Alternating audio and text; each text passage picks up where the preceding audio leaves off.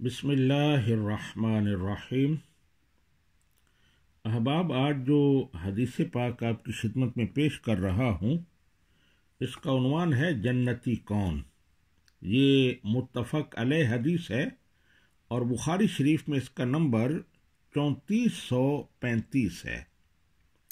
حضرت عبادہ رضی اللہ تعالی عنہ روایت کرتے ہیں کہ نبی کریم صلی اللہ علیہ وآلہ وسلم نے ارشاد فرمایا، جو شخص اس بات کی گواہی دے کہ اللہ تعالیٰ کے سوا کوئی معبود نہیں ہے، وہ یکتا ہے، اس کا کوئی شریک نہیں ہے، اور حضرت محمد مصطفیٰ صلی اللہ علیہ وآلہ وسلم اللہ کے بندے اور رسول ہیں۔ حضرت عیسیٰ علیہ السلام اللہ تعالیٰ کے بندے اور اس کے رسول ہیں اور اس کا کلمہ ہیں جو اس نے سیدہ مریم سلام اللہ علیہا کی طرف ڈالا، اور وہ اس کی بھیجی ہوئی روح ہیں۔ اور اس بات پر بھی ایمان رکھے کہ جنت اور جہنم برحق ہے، تو اس کا انعام اسے کیا ملے گا؟ ادخلہ اللہ الجنت علی ما کان من العمل، تو ایسے شخص کو اللہ تعالیٰ جنت میں داخل فرمائے گا، خواہ اس کے اعمال کیسے ہی ہوں۔ اس حدیث پاک کا مطلب یہ ہے کہ اگر اس سے کوئی غلطی کوتاہی ہوئی ہے تو اس کی سزا بھگتنے کے بعد انجام کار وہ جنت میں داخل ہو جائے گا۔